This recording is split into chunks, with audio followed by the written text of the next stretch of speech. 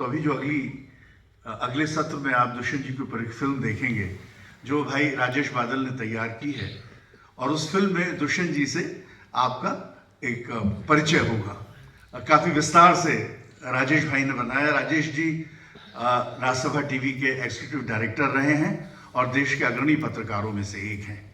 तो दुष्यंत जी का वो वाला पक्ष जो है वो हम उसमें कवर करते हैं। उनका साहित्यिक पक्ष आप देख चुके हैं।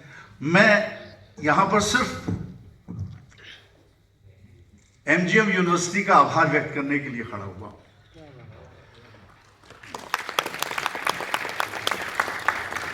किसी अहिंदी भाषी इलाके के विश्वविद्यालय ने पहली बार दुष्यंत जी पे 2 दिवसीय कार्यक्रम किया है।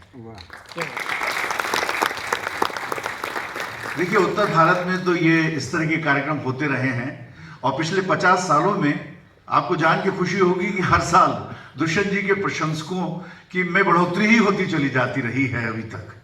दुष्यंत जी पे जब भी बात होती है तो अमूमन बात उनकी गजलों तक सीमित रह जाती है। तो ये कितनी बड़ी बात है कि अहिंदी भाषी जो है इलाका और वहां की यूनिवर्सिटी सिर्फ गजलों तक अपनी चर्चा को महदूद नहीं कर रही है, बल्कि उनके समग्र साहित्य पे विमर्श कर रही है।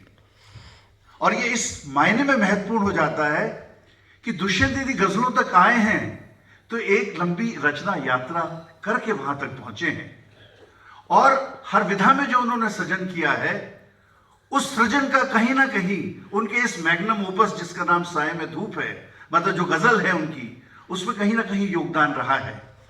कारण यह है कि जैसा अभी बताया है कि जब गीत से बात शुरू उन्होंने की तो आप देखिए गीत तो बिना छंद के होते नहीं है, और वही छंद जो है, जिस छंद की उन्होंने साधना तब की थी, वो छंद की साधना उनकी गजलों में काम आती है, क्योंकि गजल भी बिना छंद के नहीं होते हैं।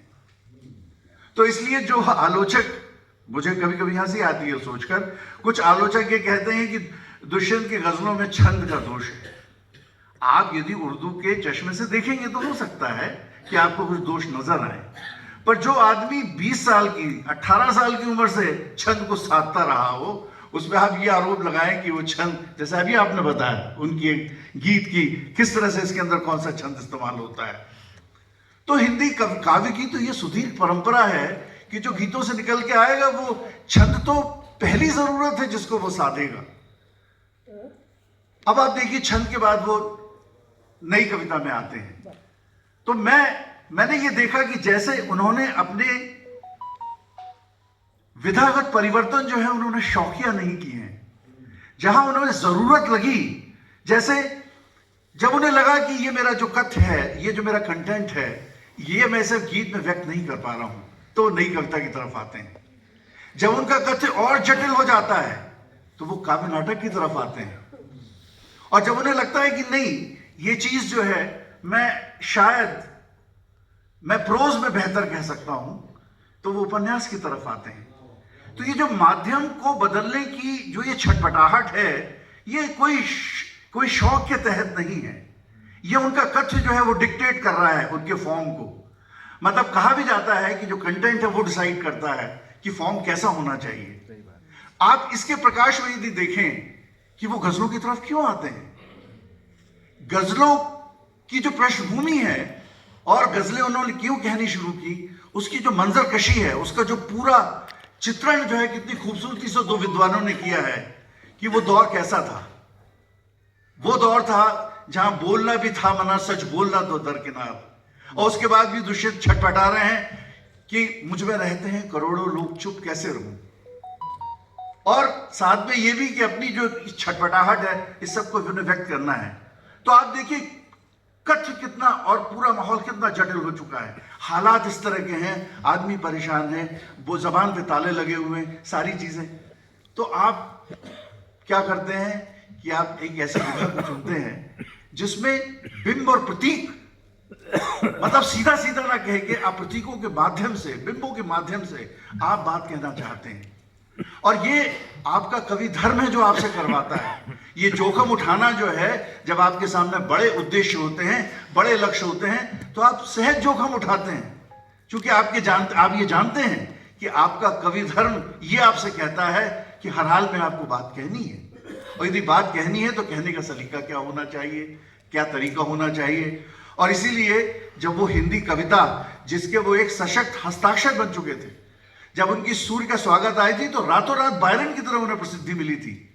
वो कविता जब काव्य नाटक लिखा तो आपको जान के सुखद आश्चर्य होगा कि हिंदी काव्य में 2-3 काव्य नाटक हैं जो चर्चित रहे हैं। पहला धर्मवीर भारती का अंधयुग था, दूसरा दुष्यंत कुमार का था, और 1-2 नाटक और रहे हैं जो चर्चा में रहे हैं। तो एक ऐसा इंसान जो कि हिंदी कविता में अपना नाम बना चुका है, वो ऐसा जोखिम क्यों उठाता है गजलों की तरफ आने का, जिसमें एक से एक बड़े दिग्गज कवि हाथ आजमाकर और उसे छोड़ चुके थे, उसे एक बहुत मुश्किल सिंफ मानकर कि भाई गजल जो है वो उसमें बड़े बड़े जिनसे वो खुद प्रभावित थे, शमशेर बहादुर सिंह जी, शमशेर बहादुर जी ने कहा है कि गजल जो है वो बहुत ही मुश्किल सिंफ है, और उन लोगों ने जो है वो गजलों की दुनिया छोड़ दी। तो यदि गजल की तरफ दुष्यंत आए हैं तो वो कोई साहित्य में गजल में नाम बनाने के लिए नहीं आए, बल्कि कितना उनके दोस्तों ने उनसे कहा होगा कि भाई क्यों एक लिटरेरी सुसाइड कर रहे हो, अच्छे खासे कवि हो वहीं रहो, बड़े बड़े गजलकार, बड़े बड़े हिंदी कवि गजल में आके और वापस जा चुके हैं, तुम किस खेत की मूली हो। उनके लोगों ने समझाया होगा, पर वो क्या प्रेशर थे, वो क्या जिम्मेदारी का एहसास था जो उन्हें गजलों की तरफ लाया है। इसलिए किसी ने कहा दुष्यंत गजलकार नहीं है, साहित्यकार नहीं है, दुष्यंत एक आंदोलन है। इसीलिए आज जो है उन्हें आज जितने आप बड़े बड़े आंदोलन हुए हैं उसमें दुष्यंत की रचनाओं का खूब इस्तेमाल होता है, चाहे संसद हो, चाहे सड़क हो, चाहे आम आदमी हो, चाहे देश के प्रधानमंत्री हो, मुख्यमंत्री हो, नेता हो, जितने भी लोग हैं वो सब कटिंग अक्रॉस पार्टी लाइंस वो दुष्यंत जी के शेरों के जरिए अपनी बात कहना जो है वो ज्यादा मुफीद पाते हैं। तो मैं एमजीएम यूनिवर्सिटी की इस बात के लिए मैं बेहद तारीफ करना चाहूंगा कि उन्होंने अपने आप को गजल तक महदूद नहीं रखा, उन्होंने उनकी सारी विधाओं पे विमर्श रखा है, क्योंकि ये विमर्श उनकी गजलों को समझने के लिए जरूरी है। इसीलिए उनकी सारी रचनाओं के ऊपर, सारी विधाओं पर जिन्होंने काम किया है उस पर उन्होंने, तो ये उनकी जो दूरदृष्टि है, और खासतौर से एक हिंदी भाषी इलाके के ऊपर मैं उसको नमन करता हूँ। बहुत बहुत आभार, बहुत बहुत धन्यवाद।